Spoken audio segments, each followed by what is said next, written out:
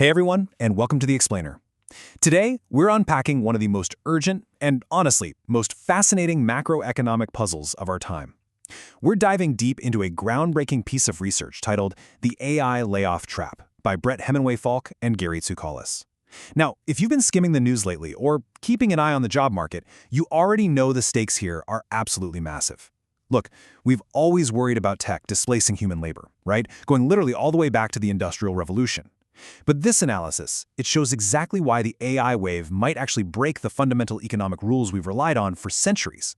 We're going to stick strictly to the data and the economic models from this research today to figure out what's really happening under the hood of our economy. So, let's ground ourselves in reality for a second. In early 2026, the financial tech giant Block cut nearly half of its 10,000-person workforce, and CEO Jack Dorsey, he bluntly stated that AI had just made those roles unnecessary.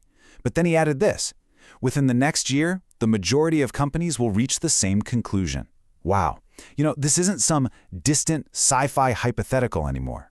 We're seeing massive, real-world tech layoffs driven directly by artificial intelligence dominating the headlines right now. And the numbers back this up in a truly staggering way. 55,000. That's how many U.S. job cuts in 2025 alone were explicitly cited as being driven by AI. The research points out that this is heavily concentrated in areas like customer support, content moderation, and middle management. It's a rapidly accelerating phenomenon for sure. It completely proves we're right in the middle of a massive structural shift. And well, we really need to understand the economic math that's driving it. Okay, here's our quick roadmap for today. We'll start with the AI layoff phenomenon, then move into racing toward the cliff, check out the automation prisoner's dilemma, look at why standard fixes fail, and finally wrap up with the automation tax solution. Let's kick things off with part 1, the AI layoff phenomenon. Just how widespread is this exposure across the labor market? Try 80%. Yeah, according to the research, an estimated 80% of U.S. workers hold jobs with tasks that are directly exposed to large language models. The absolutely crucial takeaway here is that this is not just a tech sector problem anymore, not even close. It touches almost every single corner of the economy. And the paper makes a great point. When displaced workers lose their income, they aren't just workers, they're consumers. Early indicators are already showing the strain, with personal savings rates dropping to alarming lows as this whole transition kicks into gear. Moving on to part 2, racing toward the cliff. I want you to think like a CEO for a second. If the demand cliff ahead is totally visible to everyone, meaning every company knows that laying off massive amounts of workers will eventually destroy aggregate consumer purchasing power, why would rational, forward-looking companies actually race toward it? Seriously, why rush to automate the very consumers you desperately need to buy your products? Well, it all comes down to understanding this specific economic mechanism called a demand externality. Think of it like this. Workers generally spend a really high fraction of their income on mass market goods, right? So when they're replaced by AI, that income is lost, and boom, so is their spending. This means an individual firm's cost-saving actions literally destroy the aggregate consumer purchasing power that every single firm shares. And here's how this builds into just an inescapable mathematical trap. When a company replaces a worker with AI, that individual firm captures 100% of the cost savings right there on their quarterly balance sheet. But the demand loss? They only suffer a tiny fraction of that resulting drop in consumer spending. Let's say there are 10 firms in the market, they only suffer 10% of the lost sales. The other 90% of the damage falls entirely on their rivals. Because of this totally uneven math, their own competitive self-interest pretty much forces them to automate. That brings us to Section 3. The automation prisoner's dilemma. The modeling from the source brilliantly illustrates this disaster. As companies over-automate past a certain point, owner surplus, which is just a fancy way of saying profits, and worker income simultaneously plummet. Nobody actually wins this race. Even with perfect foresight, cheating the system and automating is what game theory calls a strictly dominant strategy.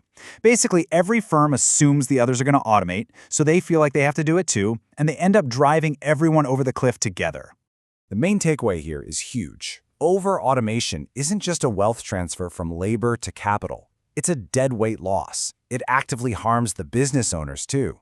The research actually proves that even if an economic planner cared absolutely zero about worker welfare and only wanted to maximize corporate profits, they would still force companies to drastically slow down automation. The lost consumer demand is really just that devastating. All right, Section 4, Why standard fixes fail. So if the free market can't stop itself, what about standard policy fixes? Let's rapid fire through a few. First up, upskilling. While retraining is obviously good, the data shows it rarely replaces 100% of the displaced worker's income, meaning there's still a massive demand leakage. Next is worker equity, or profit sharing. The math on this one shows that because workers only spend a fraction of their income back into this specific sector, a firm would practically have to share more than its entire profit to balance the macroeconomic scales. It's just not mathematically feasible. Then, of course, there's universal basic income, or UBI. It's getting heavily discussed right now, but honestly, it fails to solve the root problem. As the researchers point out, UBI only pads the overall level of demand in the economy. It raises the floor, but what it does not do is change the marginal per task cost of a human versus a machine for the CEO who's actually making the decision. It leaves that core incentive to over-automate entirely untouched. Sure, it might keep people fed, but it does absolutely nothing to stop the actual race to the cliff. Which brings us to our final section, the automation tax solution. To fix this, the authors propose what's known as a Pigouvian automation tax.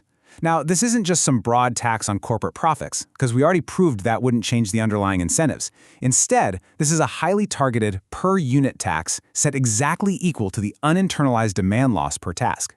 Think about it. Right now, the company is only feeling a fraction of the demand loss. This tax artificially forces the company to feel the exact weight of the remaining demand they're destroying for their rivals. It perfectly aligns private competitive incentives with social costs. It's pretty brilliant. But the true genius of this approach isn't just the tax itself, it's what you do with the revenue. The authors suggest purposefully recycling those funds directly into worker retraining programs. As those programs successfully place workers into new, higher-paying roles, the income replacement rate in the economy goes up. And as that happens, the size of the required tax actually shrinks. This creates an incredible virtuous economic cycle. First, you implement the tax to hit the brakes on the destructive automation race. Then you use those funds to deeply invest in retraining. As displaced workers regain their purchasing power in new sectors, consumer demand stabilizes, which means the required tax automatically shrinks. This proves that this tax isn't just some permanent penalty on technological progress. Far from it.